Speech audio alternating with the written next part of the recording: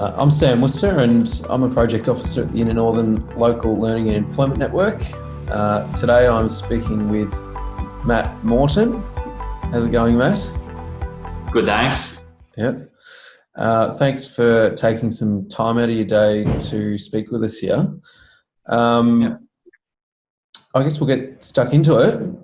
What is your current position and what sort of work have you been doing recently? So I'm a domestic electrician. So I work down in Ocean Grove, based in Ocean Grove, and we work all around the Ballerine and Geelong area. Mm-hmm. So being a domestic electrician, our main line of work is doing new houses, so builds from start to finish. Yep. I don't know, do a fair bit of interesting architecture work down here. Yep. I've been doing it for about 10 years. The company I work for there's the boss and 3 employees. Yeah. So it's me and another A-grade qualified, and we have an apprentice called Kyle. Yeah. Would that be a sort of a smaller company in terms of the ones that you see around or work with sometimes? Yeah, we're one of the smaller ones. So there's plenty. There's a handful of big companies down here that have kind of the 10 to 20 staff members. It's probably more common for around the five staff members, and there's also plenty of guys that are out working on their own or just them and an apprentice. Yeah. Yeah, great. Yeah. I guess we'll wind the clock back a little bit. When you're in high school, say in year 10 or year 9, did you always know, what you wanted to do, or was it always clear? I knew that I wanted to do something with my hands, so something trade related. Yep. My uncle was an electrician, so I kind of always had an interest in that side of it. So as far as I kind of narrowed it down to a few different trades. So I was looking towards either electrician or probably a builder was the other one I strongly looked at. And then because my uncle was the electrician, I ended up following his footsteps, I guess. And kind of just went towards that line of work. And what year did you make that decision, and what year did you leave to do the apprenticeship? So it would have been in year 10. I probably gave it a really thought into it of what I wanted to do.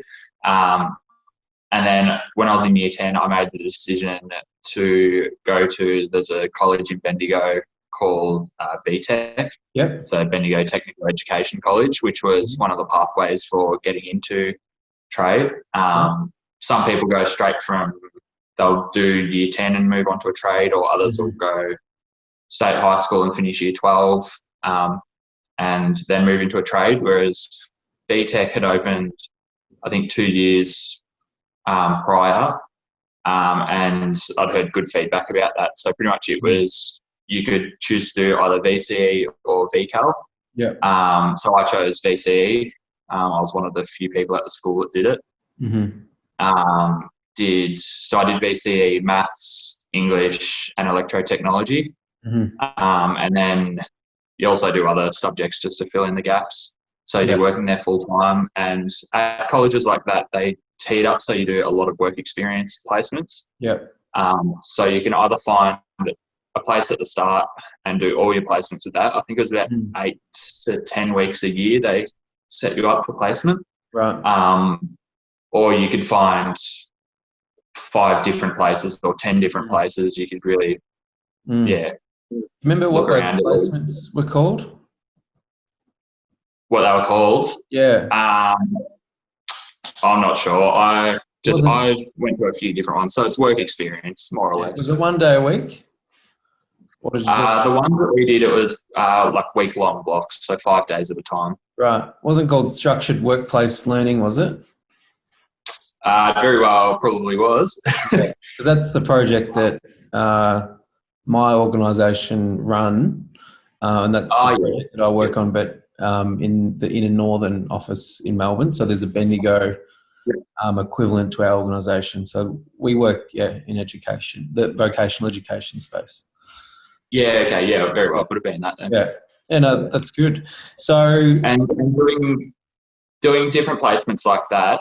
So I did a whole range of, kind of worked at all different places, and it also helped with deciding which kind of line of work I wanted to go into at that stage. So it all came down to who wanted to put on an apprentice at the time. Sure. But yeah, I was able to do kind of a few different types of work, which was interesting as well. Yeah. And pretty much from that, so once I finished year 12 there, I then went into working full time with one of the companies that I'd done the placements with. Sure. So they took me on, and I ended up doing my apprenticeship through them. Fantastic. And so when thinking back to those placements and having exposure to several different employers, what did you learn early? Thinking back, what did you learn in operating in each different business? What were some of the things that you noticed that you thought were important? So there was, I did, as I was saying, like you kind of did different things at different companies. You could see how different companies operated differently to each other. Some of the people I worked with were just dicks. They were like people you could kind of realise early on you didn't want to work for. Having the different placements, like I went, I did some work on more the data side of things. Little bit of commercial stuff. The commercial one was a bit harder to get into. That's probably a line of work. At the time, I wasn't too fussed about it. I just wanted a job, pretty much. The one I ended up getting a job at was domestic, so new houses. So very similar work to what I do now. Yeah, that's great. It sounds like structured workplace learning, and it's good to hear that that experience that you had early on. Definitely. And at high school, say in year 10, I think you do like 1 week of work experience usually, but going on to at BTEC when you got 8 weeks a year, so essentially I had 16 weeks of work experience over the 2 years, which is so.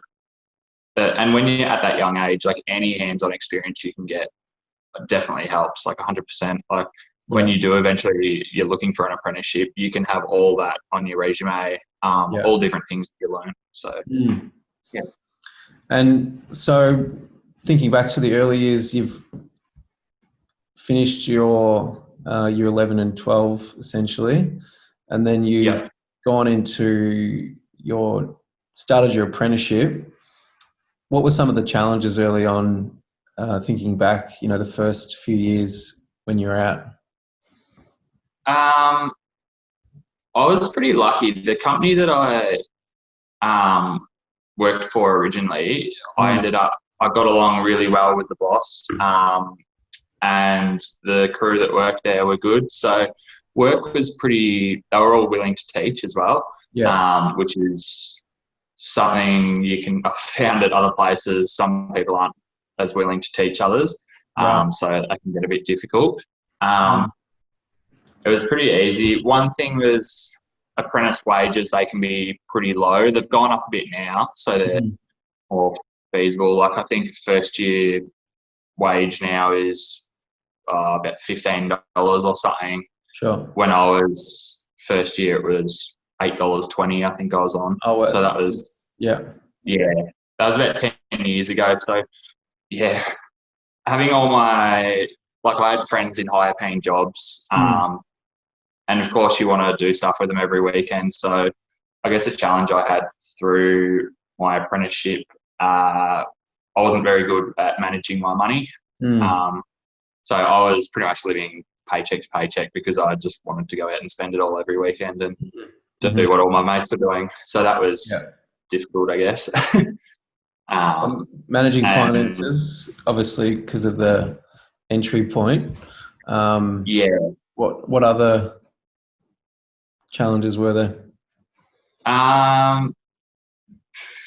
Other challenges, I didn't really have too many other ones. Like it was yeah, just because that first workplace I was at, it was just really accepting and stuff. So I didn't really have too many other ones besides some of the schoolwork, like some of that was hard to get your head around. I've always been pretty good at maths and that side of things, so I've coped with the math side all right, but some of the other things that they're trying to drill into your brain at school got a bit hard. But I don't know, you get through it. You just got to put your head into it a bit. I guess it may be a struggle there, probably for any apprentice, in a similar way. Perhaps, you know, if somebody went to university, they're living on not much money, but then they're also getting into a HECS debt. So I mean, it's a short-term struggle. What's the main difference between your trade and other trades? What are the main differences that come to mind? Oh, the first one obviously would be you're obviously doing different work. With electricians, I don't want to brag here, but because there is so much maths and brains behind the schooling part of it. The school, a fair few people during the 4-year apprenticeship dropped out. So it kind of does weed out some of the weak ones a bit. Your camera's frozen there, Sam, so I'm not sure if it's actually still yours is frozen too. It'll come back on. If you just click stop video for a second. Oh, maybe it's yours. Yeah, it's mine. 1 sec. Yeah, your camera's breaking up a bit. Should be back now. Yeah, it's a little bit frozen. Is my one going all right? Because I can keep on talking. Yours is frozen. Can you click? Oh, there we go. We're back. Yeah. We're good? We can edit that out. That's right. Right. So I don't know which part I was up to. I think I was saying, so with electrical at the schooling, the maths and some of the formulas and stuff you have to use can be pretty intense. So I had a few people, I had the same class through my whole apprenticeship, so from first year to the end of 4th year. And we had a fair few people drop out at different times. So it was only a handful that got out of it. I think they just lost interest. But yeah, with electrical, there's a fair bit of brains about it. You've got to be switched on all the time. If you stuff up, you only get to stuff up once with electricity before it kills you. So that's right. Some of the other trades you see, they don't really look like the sharpest tool in the shed. And everything is just a humble brag. Every electrician thinks they're the best. I mean, there is that immediacy to it in terms of the workplace hazards and the workplace threats of, you know, electricity and high voltage situations. What do you most enjoy about being an electrician, Matt?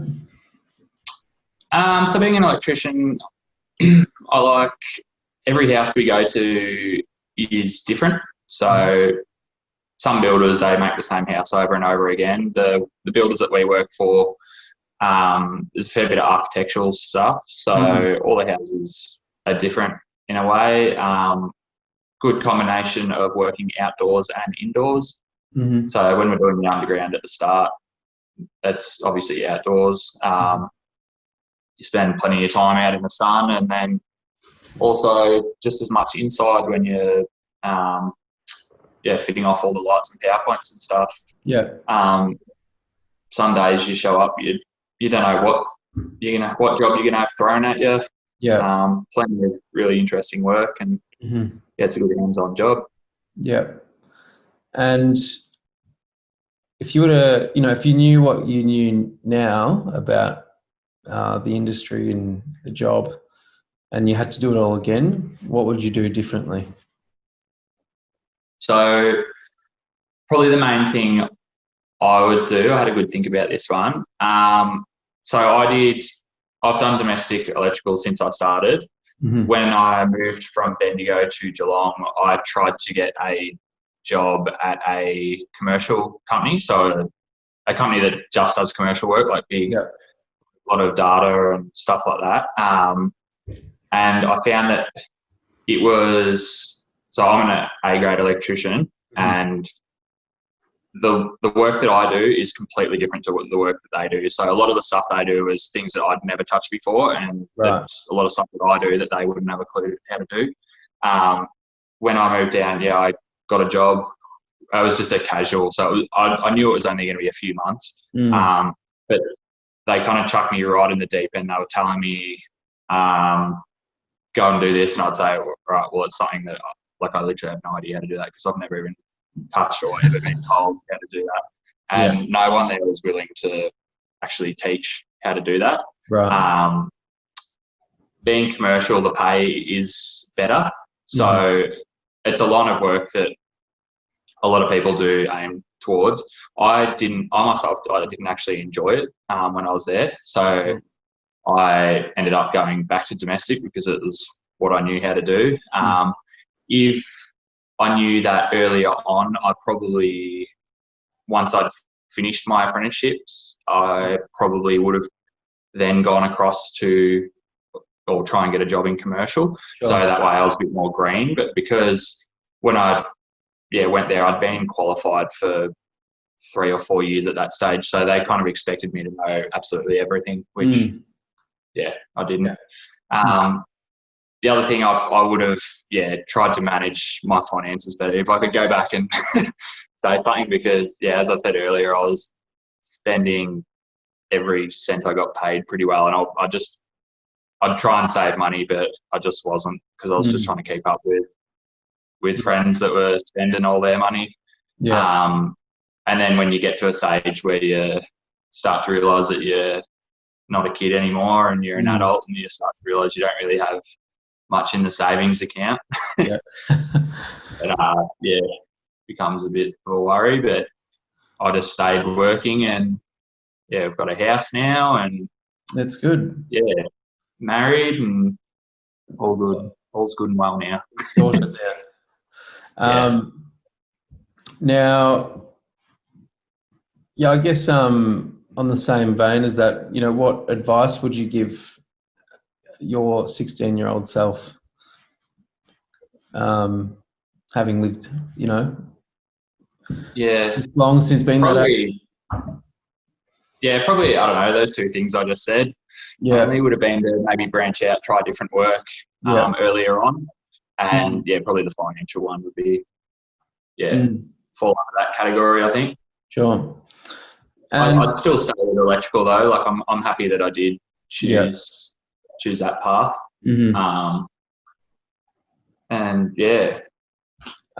Probably an important point that we maybe brushed over is the emphasis on mathematics. Is it a problem, young people in trades, especially, say, electrical, not focusing on maths enough? Like, is that something that gets a lot of students in the end? There was definitely people in my class that weren't very good with maths. Like you could tell that there was just things that they didn't click with. So obviously different people learn from different things. So some people are stronger in different aspects.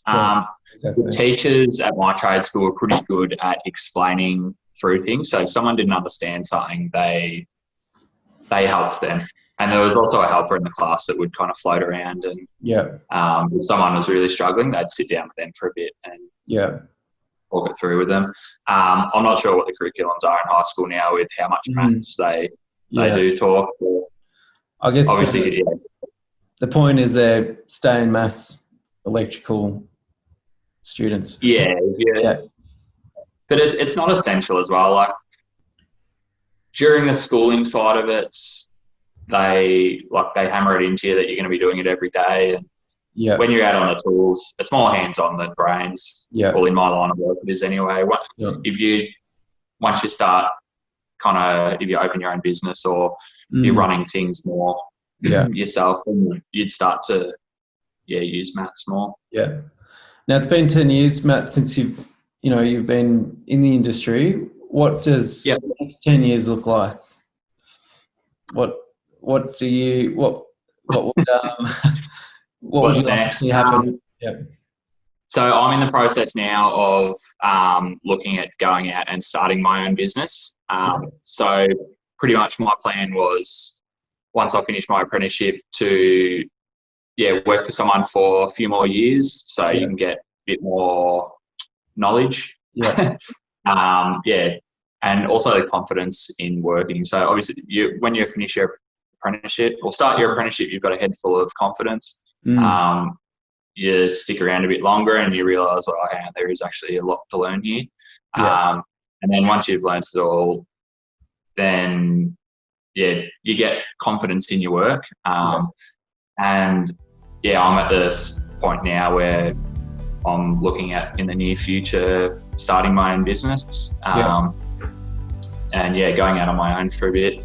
Probably just work by myself for a bit. Then eventually it'd be good to put an apprentice on. Or it's fantastic. Matt, thanks for taking some time out of your evening to chat.